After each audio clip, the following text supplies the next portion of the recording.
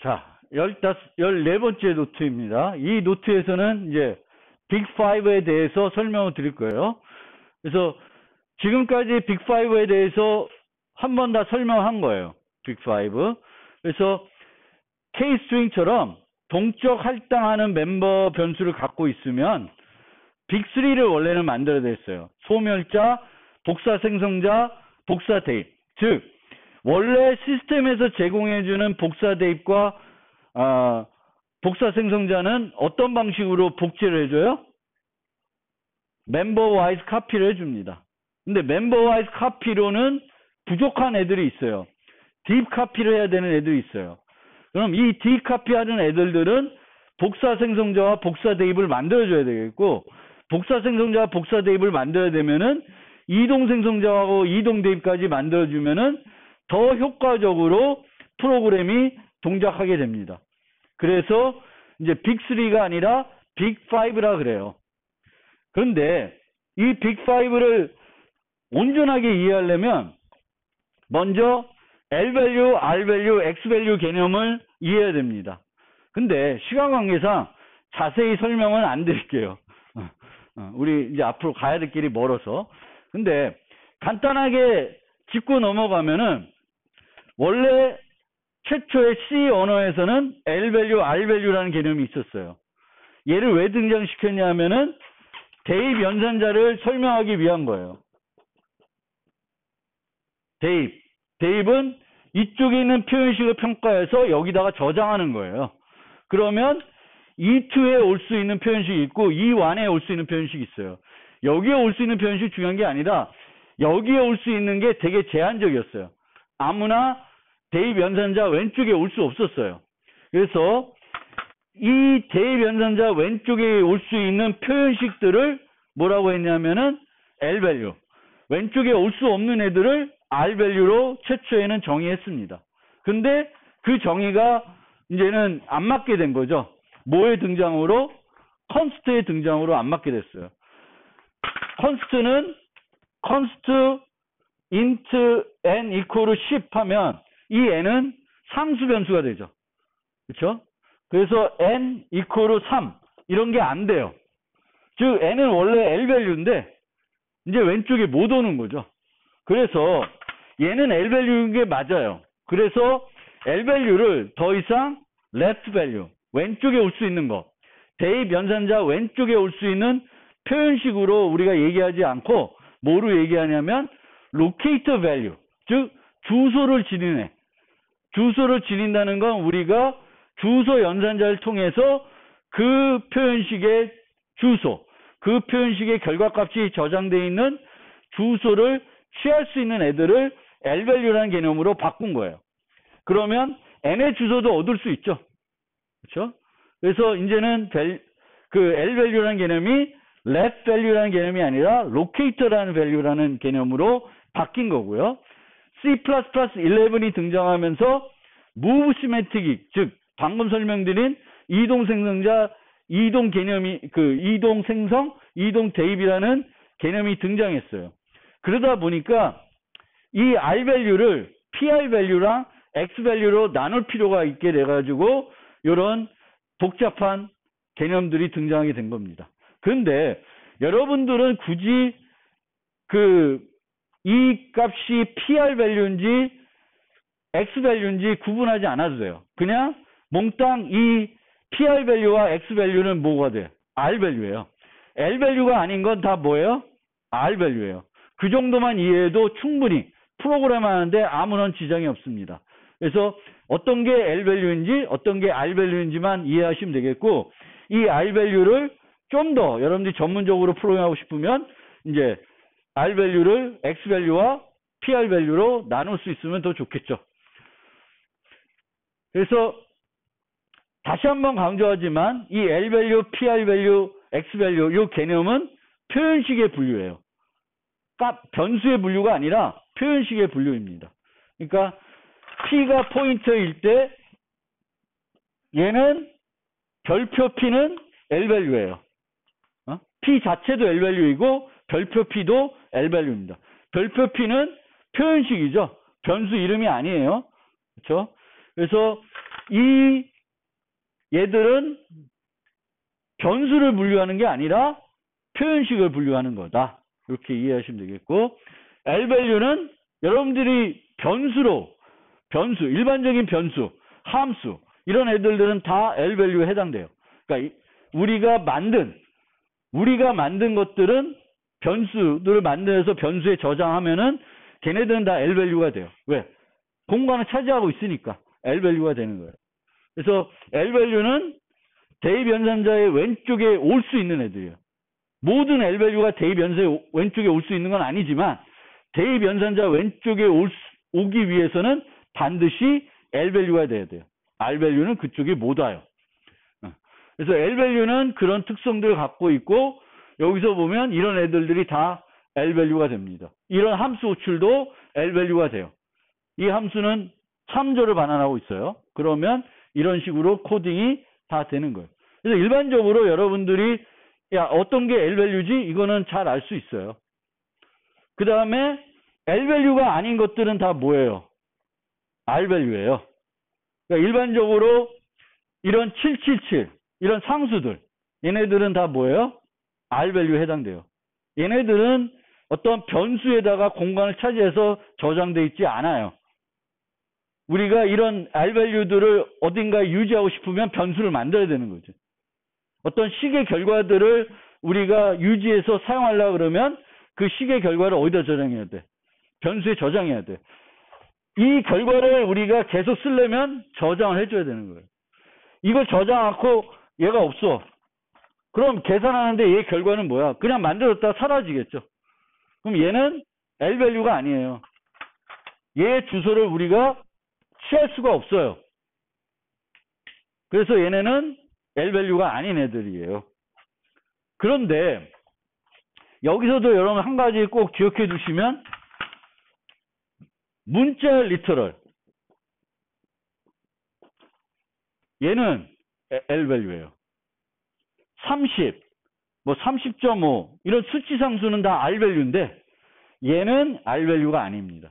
얘는 주소를 갖고 있어요. 그래서 요거 하나, 문자열 상수, 즉 우리가 보통 문자열 리터럴이라 그러고, 이렇게 쓰여지면은 C++에서는 얘를 어떤 타입으로 해석해요? 컨스 캐릭터 포인터로 해석하죠.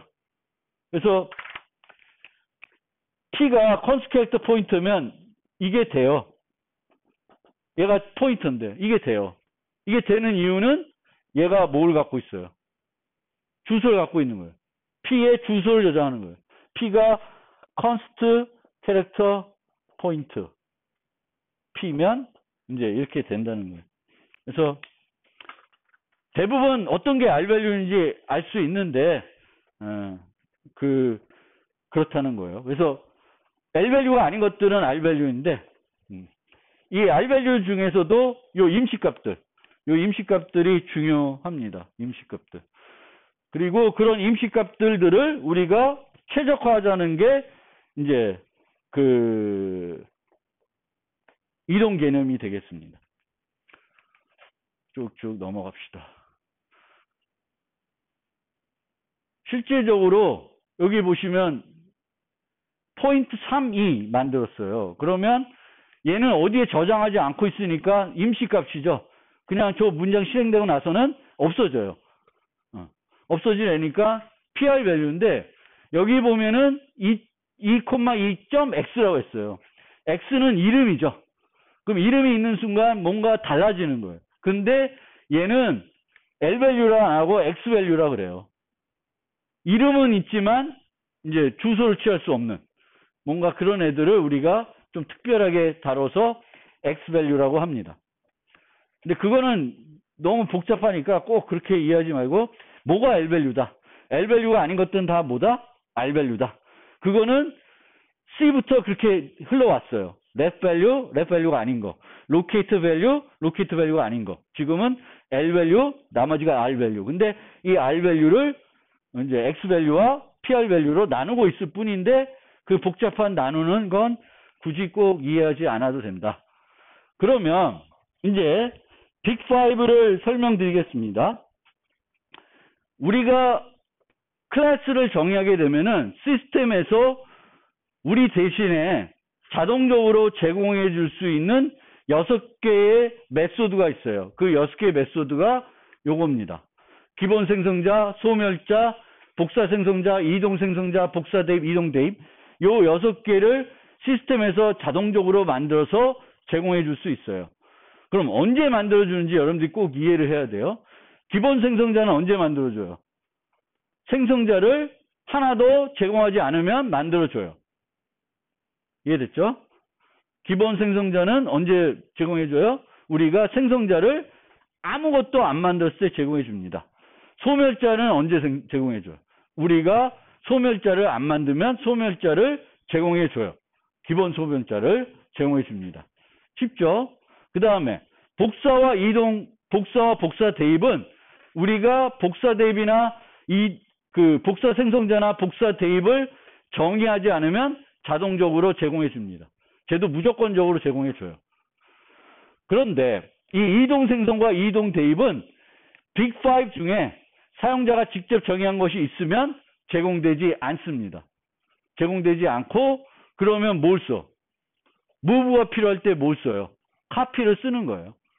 무브가 제공이 안 되면 우리는 항상 비싼 방법이 있어요.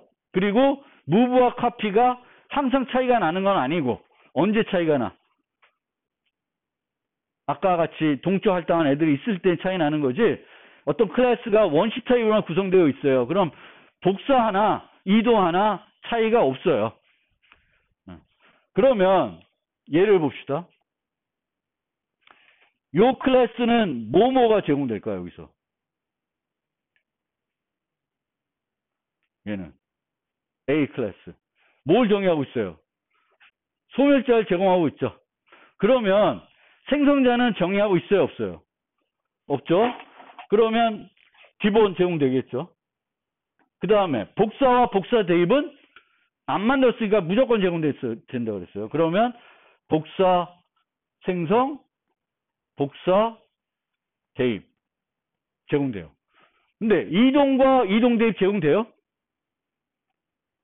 제공이 안 돼요. 왜? 빅5 중에 소멸자를 내가 만들어놨어요. 그럼 제공 안 해줘요. 그럼 이렇게만 제공이 되는 거예요. 얘는 봅시다. 얘도 소멸자를 제공했죠.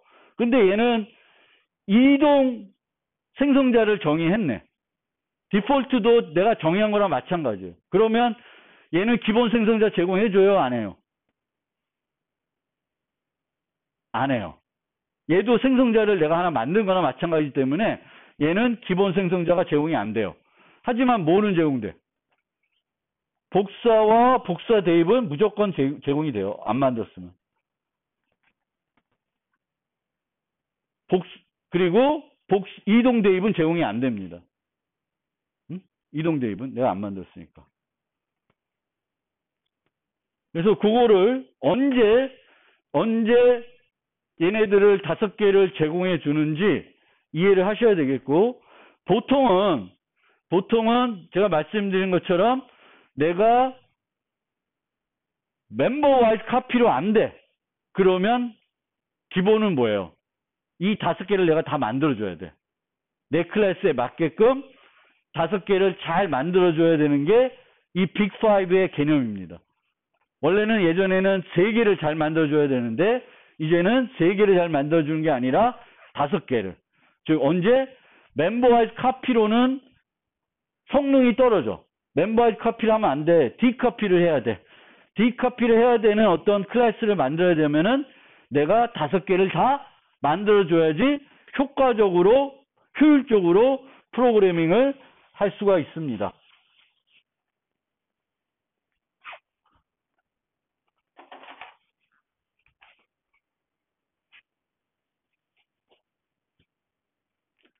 자, 넘어갑시다. 그 다음에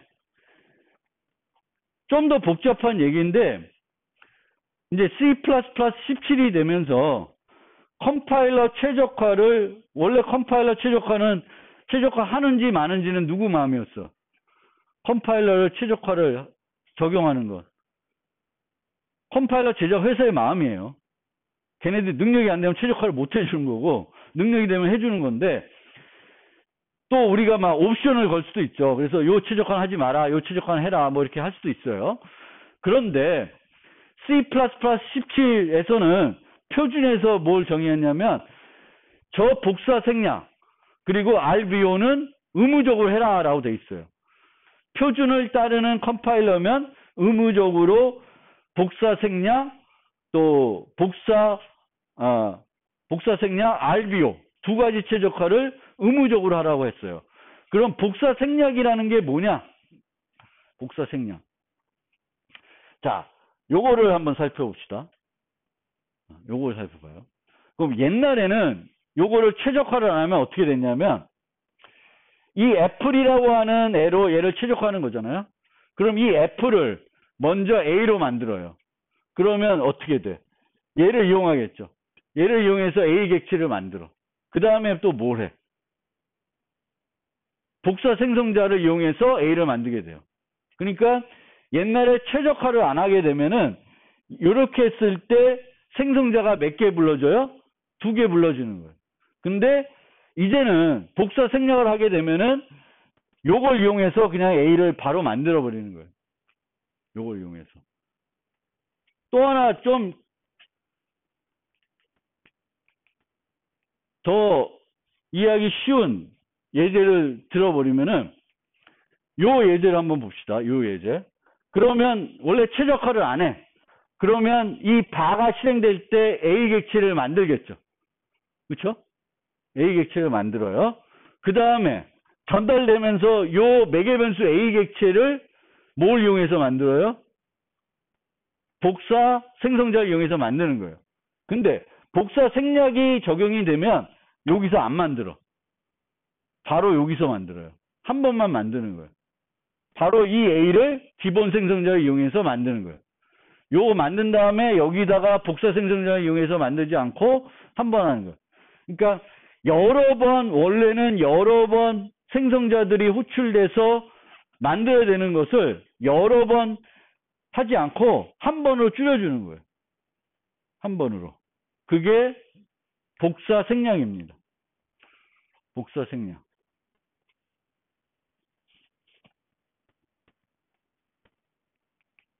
그 다음에 RBO는 이렇게 반환을 하면은 또는 이렇게 반환하면은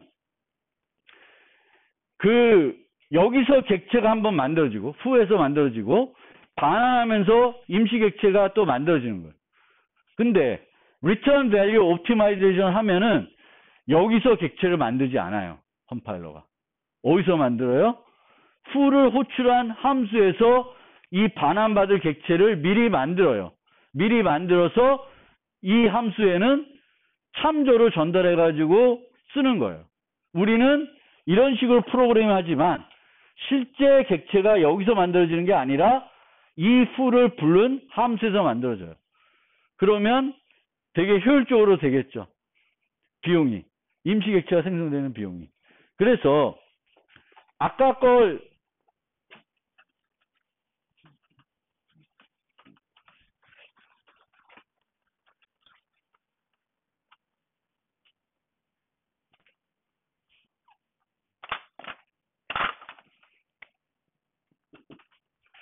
이런 거에서는 원래는 아까는 이렇게 4개의 객체가 생성이 됐죠. 근데 RBO를 하면은 얘를 생성을 안 해요. 얘를 어디서 생성 안 해? 이 함수에서 생성 안 하는 거예요. 이걸 호출한 여기서 템프를 만들어서 일로 넘겨줘요. 그럼 리턴이 없는 거죠. 그 다음에 마찬가지로 여기도 템프를 만들어서 일로 넘겨주게 됩니다. 그러니까 템프를 원래 이 함수에서 만들지 않고 이 함수를 부른 곳에서 만들어요. 그러면 실제 리턴이 일어나지 않는 거죠. 원래는 리턴이 일어나면서 데이터가 복제돼가지고 임시객체가 만들어져야 되는데 그렇게 만들어지지 않고 임시객체를 미리 만들어서 그 임시객체를 함수의 인자로 참조로 넘겨버리는 거예요. 그게 RBO예요. 그러니까 RBO를 이제 적용이 되면은 원래는 우리가 이런 걸 하기가 싫어하죠. 왜 싫어해? 효율성이 떨어지니까 싫어했어요. 우리가 데이터를 함수에 전달할 때 값 전달 안 하고 뭘로 전달해요? 객체를 전달할 땐 참조를 전달했죠. 참조를 전달한 이유가 뭐예요? 전달 비용을 줄이기 위한 거죠. 그리고 마찬가지 이유로 반환할 때도 이렇게 반환하면은 이 후에 있는 A 객체를 그 반환하는 임시 객체로 만들어줘야 되는데 그게 또 비용이죠. 그 비용을 없애는 게 RBO입니다. RBO. 그래서 RBO와 커피 엘리션 요 최적화가 되는 거예요. 요 최적화가 이제는 C++ 17부터는 의무적으로 적용이 된다라는 거예요.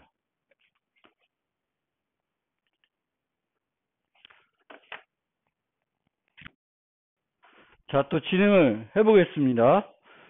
그래서 빅5를 이제 설명드려야 되는데 오늘 몇 번 반복해서 얘기하는 거지만 항상 빅5를 내가 다 만들어줘야 되는 건 아니고 멤버와이즈 카피로 부족한 그런 클래스를 만들 때에는 5개를 다 올바르게 만들어주는 게 효과적으로 프로그래밍 할 수 있는 방법이 되겠고 RBO 최적화, 이 복사 생략 이런 것들 때문에 이제 이동 개념이 약간은 줄었어요. 필요성이. 왜냐하면 원래는 여기서도 이동이 필요했는데 이동을 안 하고 아예 이렇게 RBO를 해버리니까 이동 생성자가 호출될 일이 없어진 거예요. 어쨌든 이 멤버와이즈 카피를 하게 되면은 이런 식으로 애들들이 똑같은 애들 가리키기 때문에 문제가 일어난다는 거예요. 그래서 뭘 해야 돼? 디카피를 해줘야 된다는 거예요. 디카피. 뭐 이런 식으로 디카피를 해주게끔 만들어야 되는데, 자, 방금 전에 우리가 K스트링을 만들었죠. 그렇죠? K스트링을 만들면서 복사 생성자, 복사 대입, 또 이동 생성자, 이동 대입을 만들었어요. 그런데 얘가 복사 생성자고 얘가 복사 대입이에요. 뭔가 중복되고 있어요. 코드가. 그렇죠? 얘와 얘의 차이점은 요 딜리트하는 것 빼고는 없어요. 똑같아요. 그렇죠? 복사 대입이나 복사 생성이나 내부적인 코드는 크게 차이가 없는 거예요. 하나는 객체를 생성할 때 복제하는 거고 다른 하나는 이미 있는 객체의 내부 상태를 전체적으로 바꾸는 거예요. 그래서 큰 차이는 없는데 코드가 중복이 되는 거예요. 이 중복된 코드를 어떻게 하면 좀 더 효과적으로 보통 만드냐면은 copy and swap idiom이라는 걸 씁니다. 그래서 얘를 쓰려고 그러면 어떻게 쓰는 거냐면 먼저 얘를 만들어야 돼요. 얘. 수업이라는 함수를 만들어요. 수업. 이 수업은 별도 용도로도 필요할 때 쓸 수 있어요. 이 수업은 요 주어진 인자로 그 객체의 상태를 바꾸는 거예요. 수업이. 그럼 얘를 하나 만들어 놓으면은 이제 복사 대입은 이렇게 해서 바꿀 수가 있어요. 이렇게. 그래서 템플을 만들고 템플을 수업시키는 거예요. 템플을 복사 생성자를 이용해서 만들고 수업합니다. 그럼 이 코드가 이렇게 바뀌는 거예요. 원래는 여기서 얘를 딜리트 해줘야 되는 거지. 근데 서로 맞바꾼 거예요. 서로 맞바꾼 게 아니라 이 템프랑 맞바꾼 거죠. 템프랑 맞바꿔서 이 코드를 이제 줄여준 거예요. 근데 이렇게 이 커피 앤 수업 이디옴을 쓰게 되면은 코드 중복을 제거할 수 있고 강건성을 상상할 수 있고 모든 복사 대입 연산자를 이 형태로 구현할 수 있습니다. 얘만 잘 만들어 놓으면은 복사 대입은 늘 요 꼴로 만드시면 된다는 거예요. 그게 커피 앤 수업 이디옴인데 실제 보여드리면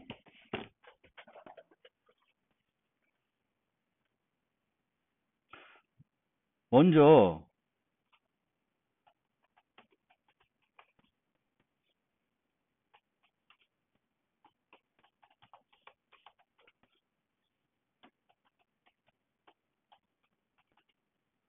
수업이라는 함수를 만들겠습니다.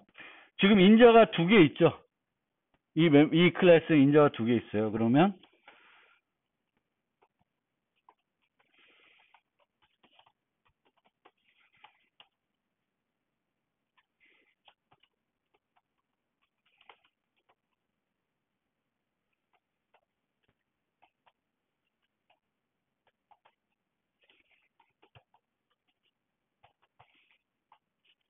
이렇게 수업 함수를 만듭니다. 수업 함수를 만들면 이 수업 함수는 내부적으로만 쓰일 수도 있고 일반적으로도 쓰일 수 있어요. 여러분들이 자바래 C++ 라이브러리에 가보시면 클래스들이 대부분 이런 형태의 수업 함수를 제공해주고 있어요. 그럼 얘를 이용해서 이 복사 생성자를 어떻게 만드냐면은 원래는 이렇게 만들었는데 이제는 어떻게 만든다?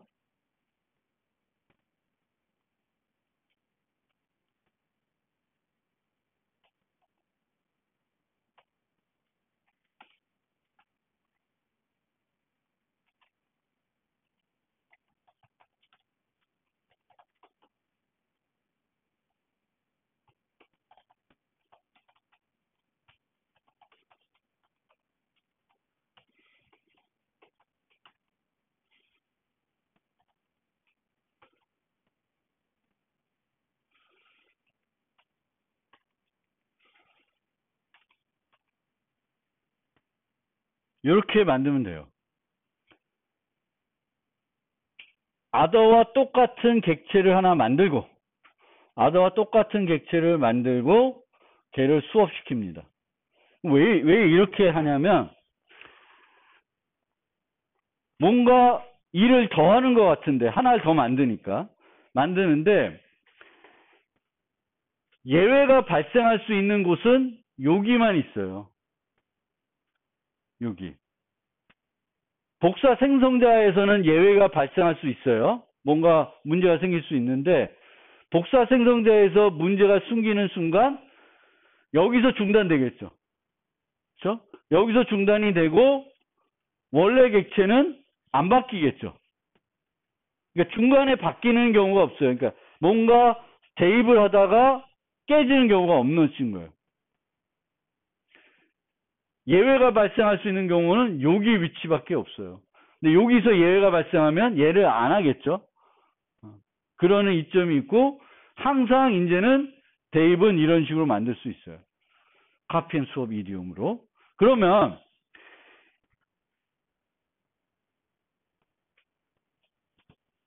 복사 대입만 이렇게 만들 수 있는 게 아니라 이동 대입은 더 편하게 만들 수 있어요. 이동 대입도 똑같이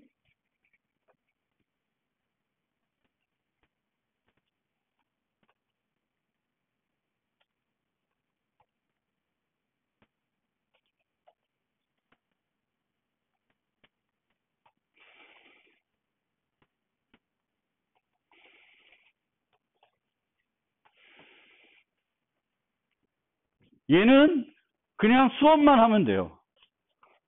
이 임시 객체는 이제 버릴 거잖아요. 수업만 해주면 돼요. 수업한다는 건 뭐예요? 원래 이 객체가 유지하고 있던 건 누가 유지하게 돼? 템프가 유지하게 되겠죠. 원래는 이 대입할 때 뭐가 필요하냐면 딜리트가 필요하죠. 딜리트가 필요해요. 그 딜리트는 이 템프가 소멸되면서 딜리트 해주는 거예요. 예를 보세요. 원래는 딜리트 한 다음에 복제를 다 해줬죠. 우리가 기존에 봤던 방법은. 근데 여기서는 어떻게 돼? 템프에다가 아더를 넣어줬어요. 템프랑 아더는 똑같겠죠. 근데 그거를 수업시켰습니다. 수업시키면은 뭐 여기는 딜리트할 게 없는 거죠. 딜리트할 게 있지. 그러면 템프가 뭘 유지하게 되냐면 원래 디스가 유지하던 걸 템프가 유지하게 되겠고 템프가 소멸되면서 자동적으로 딜리트 해주는 거예요. 그러니까 어떻게 되냐면 그림을 나타내면 아더가 있어요.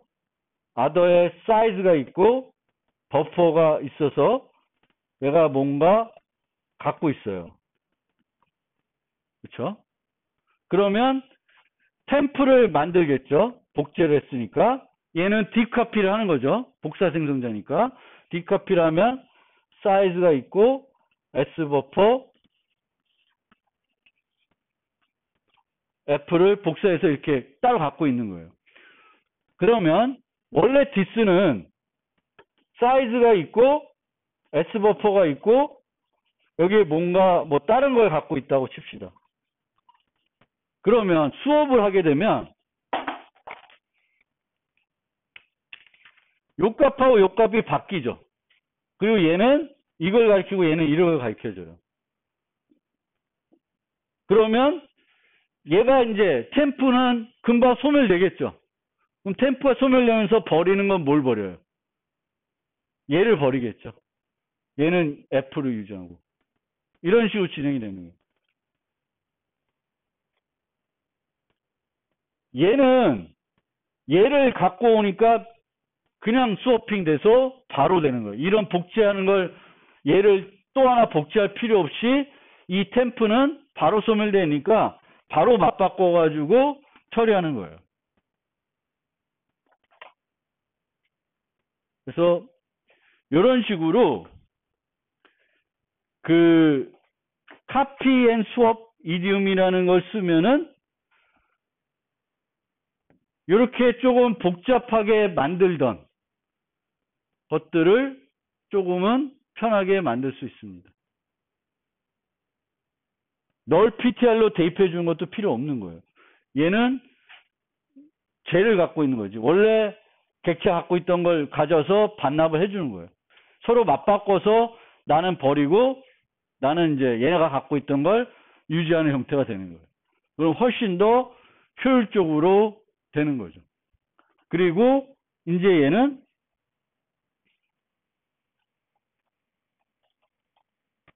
no except로 수식할 수가 있습니다.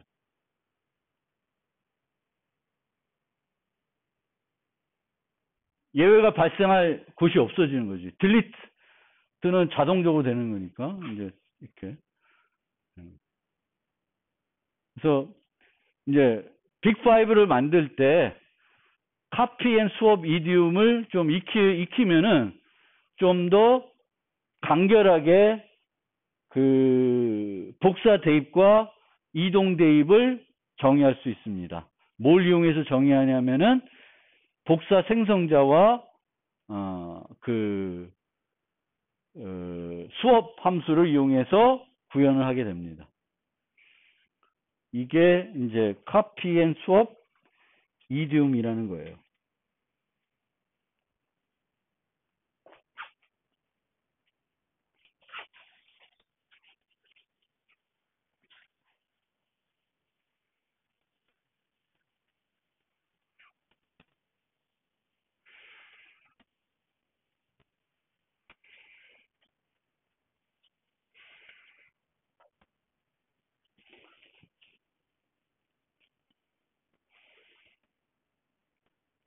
이게 싫으면 이렇게 해도 돼요. 얘는 뭐라고 있어요? 참조를 받고 있죠.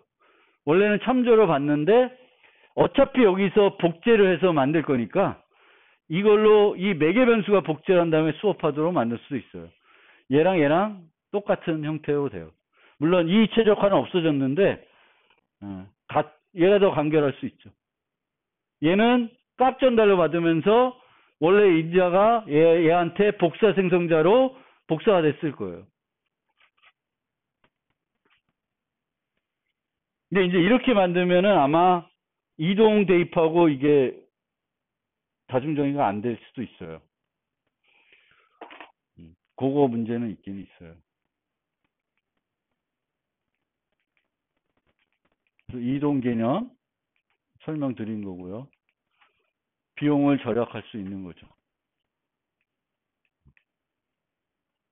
그래서 이렇게 수업 만든 다음에 요 대입 이 어사이먼트 복사 대입과 이동 대입은 요 수업을 이용해서 만들면은 코드 중복도 많이 제거할 수 있고 좀 더 간결하게 이제 이 연산자들을 만들 수 있습니다.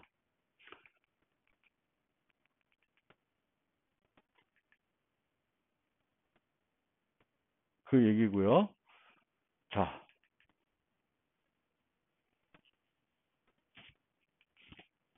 자, 그런데 이동을 임시 객체만 이동을 시키는 게 아니라 일반 객체도 필요하면은 효율을 높이기 위해서 이동을 시킬 수 있습니다. 예를 들면 이렇게 객체들이 있고 B 이퀄 A 했어요. 그럼 여기서는 뭐가 일어나요? 복사 대입이 일어나는 거예요. 복사 대입. 근데 C 이퀄 std move A 하면은 여기서는 뭐가 일어나요? 카피가 아니라 move가 일어나요. 그러니까 내가 L 밸류를 R 밸류로 바꾸는 거예요. L 밸류를 R 밸류로 바꿔서 일부러 이동 생성자, 이동 대입을 사용하도록 만드는 거예요. 그런데 이렇게 하고 나면 이 다음부터는 뭘 쓰면 안 돼? A는 쓰면 안 돼요. 내가 이제 더 이상 A를 쓸 일이 없어. A를 딴 데다 대입하고 이제 A를 쓸 일이 없어. 그런데 이 A라는 객체는 이동이 훨씬 그 복사보다는 비용이 저렴한 애야. 그러면 이렇게 하지 말고 이렇게 하는 게 더 효율을 높일 수 있는 거예요. 단 이렇게 하고 나서는 뭘 쓰면 안 돼? A를 쓰면 안 돼요. A는 이제 이쪽으로 다 넘기니까 A는 C에 관련된 데이터 갖고 있거나 엉뚱한 걸 갖고 있게 돼요. 그래서 모든 애들을, 그러니까 L 밸류들을 우리가 항상 복사 대입하는 게 아니라 이제 이 L 밸류는 더 이상 쓸모가 없어. 이제 곧 없어질 애야. 그러면 복사 대입하는 것보다는 이동 대입하는 게 더 효율적이고, 어떤 L 밸류를 R 밸류로 바꾸고 싶을 때 쓰는 게 std move라는 함수입니다. 그래서 요걸 사용하시면 좀 더 효과적으로 쓸 수 있어요. 주의사항 꼭 기억해 두시고요. 무브한 다음에는 무브한 객체는 절대 사용하시면 안 됩니다. 넘어가고. 그 다음에 원래 원칙은 빅5입니다. 룰 오브 5예요. 그러니까 멤버 와이즈 카피로 부족하면은 딥 카피를 해주는 5개를 만들어줘야 돼요. 그 관련된 소멸자, 복사 생성자, 복사 대입, 이동 대입, 이동 생성자, 요 5개를 다 만들어줘야 돼요. 근데 만들기 너무 귀찮아. 이게 필요한 앤데 만들기가 너무 귀찮아. 그래서 나온 게 룰 오브 제로입니다. 룰 오브 제로는 빅5를 하나도 안 만들겠다는 거예요. 그래서 여기는 다 딜리트해서 안 쓰겠다는 건데, 이렇게 해서는 프로그램하기가 어려워요. 그래서 얘는 말도 안 되는 접근 방법이고, 실제로 어떻게 하냐면은 빅5를 내가 실제 정의할 필요가 없도록 클래스를 정의하는 거예요. 빅5가 필요 없도록. 빅5가 언제 필요해요? 대표적인 경우가 내가 직접 동적 할당하는 멤버 변수를 만드는 경우예요. 아까 케이스팅처럼 new를 이용해가지고 버퍼를 잡아가지고 문자를 저장한다. 그러면 디커피를 해줘야 돼요. 근데 그런 애들을 우리가 안 쓰겠다. 그런 걸 내가 직접 안 하겠다는 거예요. 그러면 어떻게 되냐? 만약에 내가 포인터가 필요하면은 스마트 포인터를 쓴다든지, 아니면 동적 할당되는 공간이 필요하면은 동적 할당을 내 대신 해주는 벡터나 다른 걸 쓰는 거예요. 그러면 이 std 벡터 같은 데들에는 뭐가 다 잘 만들어져 있어요? 빅5가 다 잘 만들어져 있어요. 라이벌에 있는 함수들은 알아서 다 빅5가 잘 만들어져 있습니다. 그러면 내가 이런 식으로 디폴트 쓰겠다고 해놓으면 5개가 다 시스템에서 제공해줘요. 시스템에서. 그리고 시스템에서 제공되는 것들은 뭘 해줘요? 멤버와이즈 카피를 해줍니다. 그러니까 멤버와이즈 카피를 해도 문제가 안 되는 애들만 여기다가 멤버 변수로 쓰겠다는 거예요. 원시타입 문제가 안 되고요.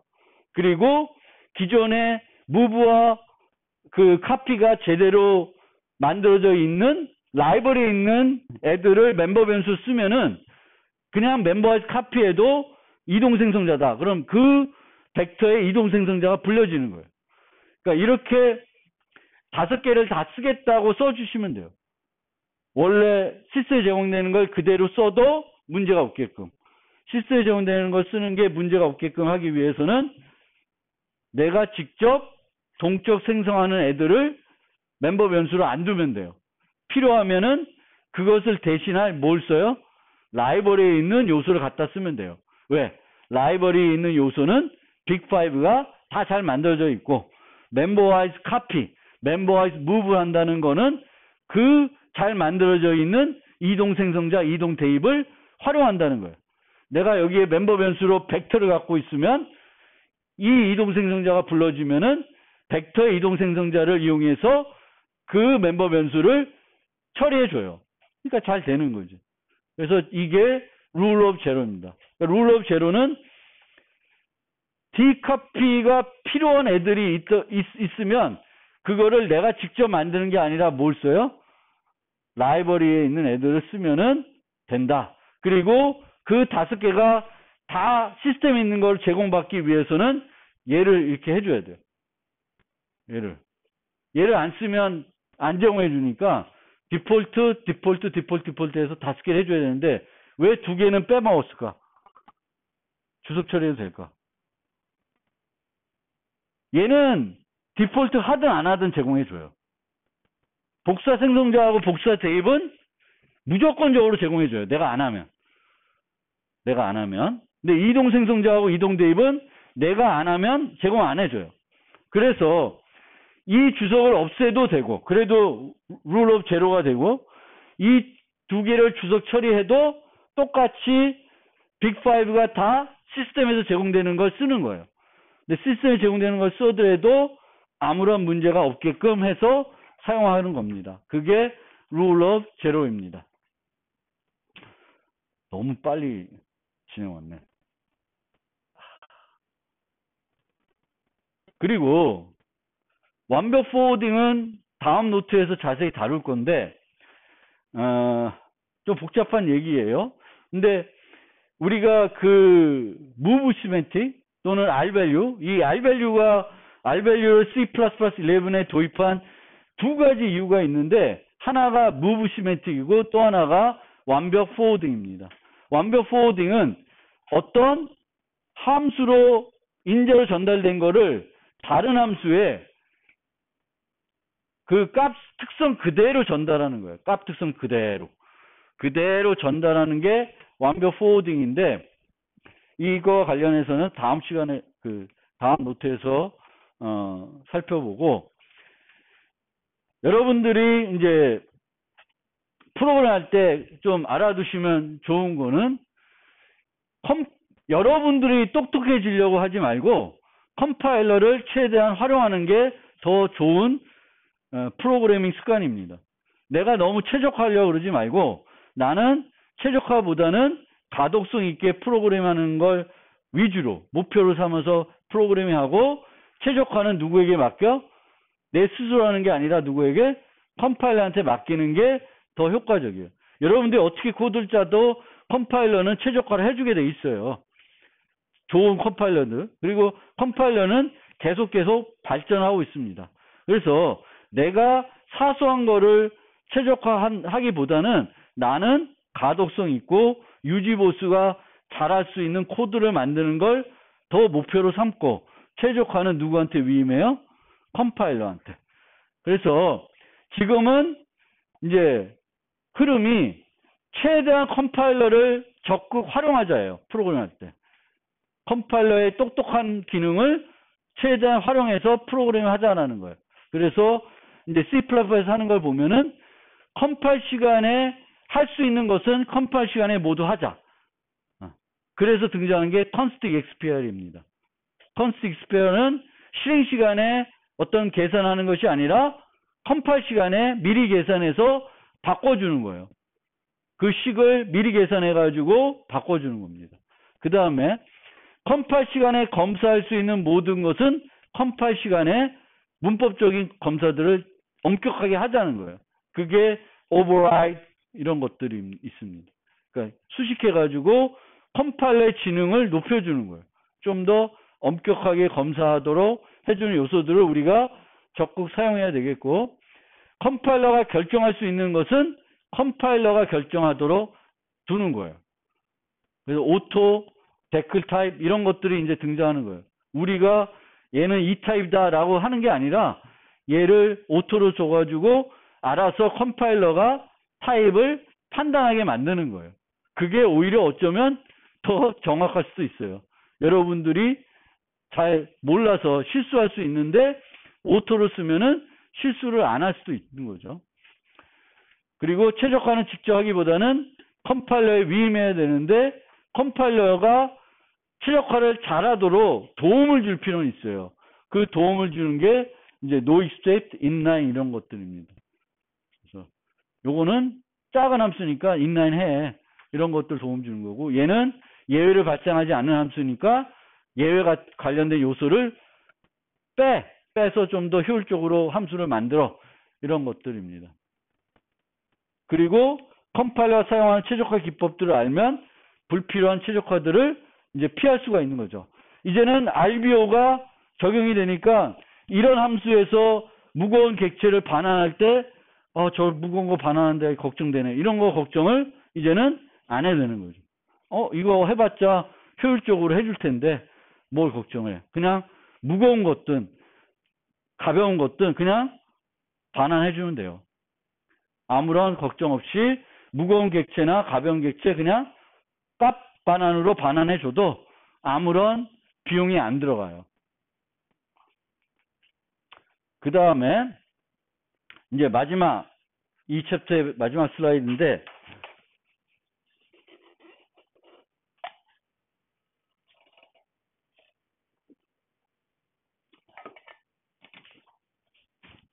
우리가 어떤 함수에 어떤 클래스에 세터를 만들려고 그래요.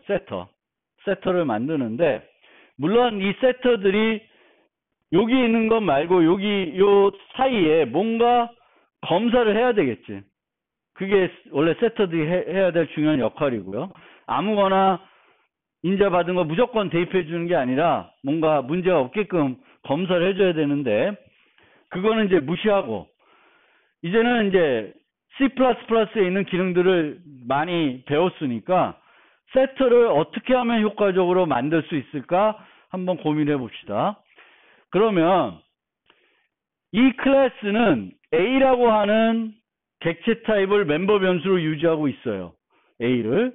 근데 이 A는 이동 대입이 효과적인 되게 무거운 애예요. 뭐 안에 동적 할당되는 요소를 가지고 있다고 생각합시다. 아니면 뭐 벡터를 갖고 있다든지 그런 아주 무지막지한 무거운 애예요. 그러면 요 세 가지 형태로 만들었을 때 요것의 비용을 한번 생각해 봅시다. 요것의 비용. 그러면 첫 번째 얘로 가는 거예요. 요 1번. 1번이면 어떻게 돼요? 요 객체를 생성해야 되겠지. 객체 생성의 비용이 들어요. 그 다음에 여기로 전달될 때는 전달 비용이 있어요, 없어요? 전달되는 비용. 참조를 받으니까 인자 전달 비용은 빵이죠. 비용이 없어요. 뭐 주소 전달한다 그래도 비용이 없어요. 뭐 간단한 거니까 비용이 없다고 치면 되겠고, 그 다음에 여기서는 뭐가 일어나요? 여기서는 M을 M으로 하면 여기서는 복사 대입 연산자가 실행되는 거죠. 그러니까 1번 같은 걸 쓰면은 A 객체의 생성 복사 대입 그 비용이 든 거죠. 자, 1번 객체 생성, 콤마, 복사 대입. 두 번째요. 두 번째는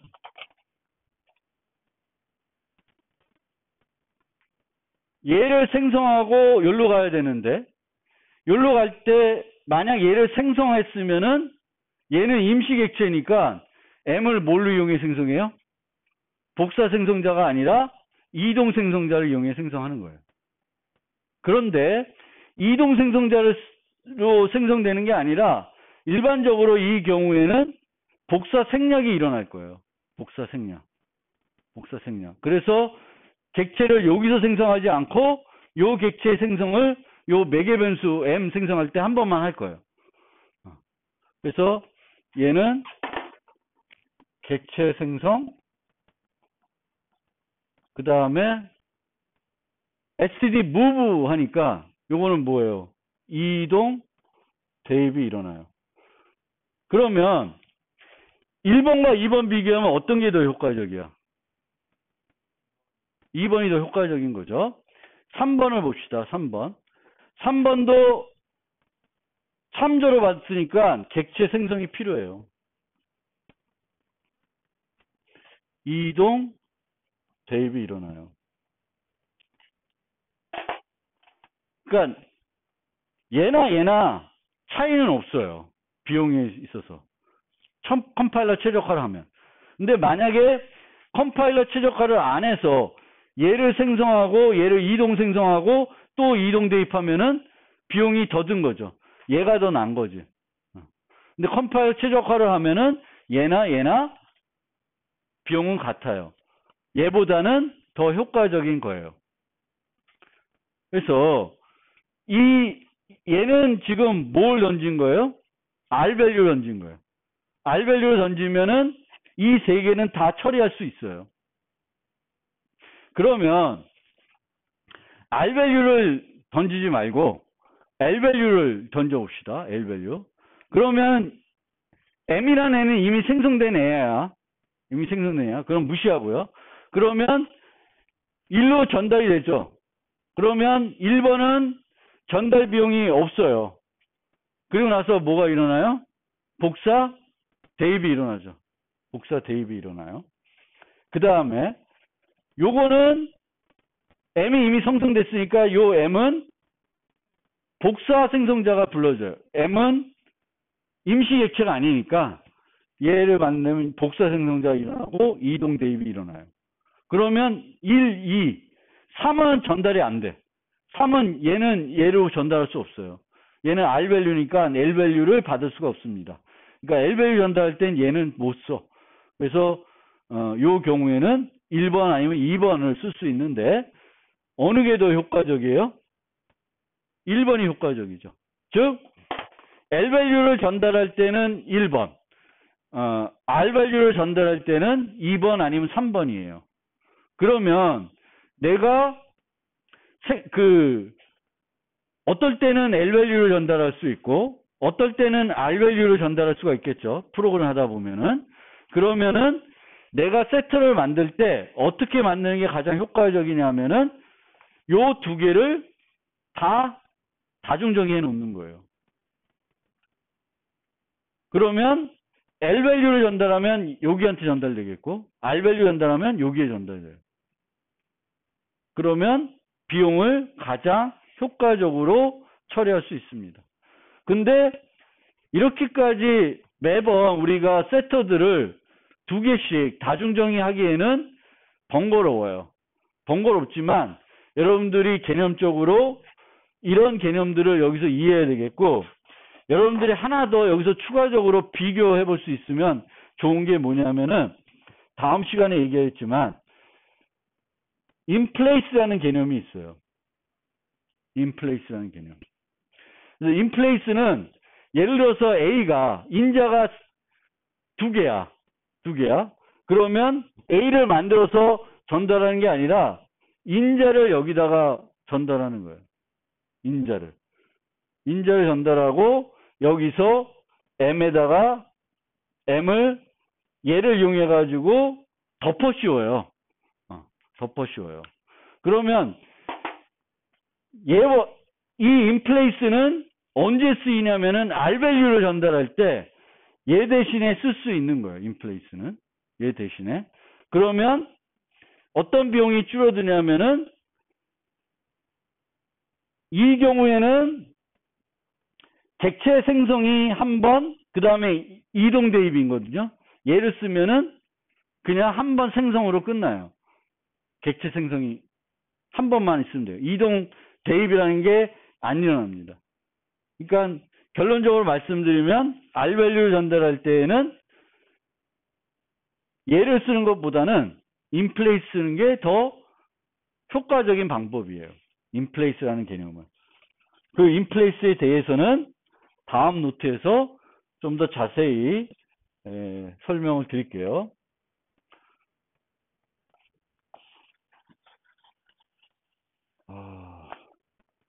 너무 줄여서 강의하다 보니까 너무 금방 왔는데 혹시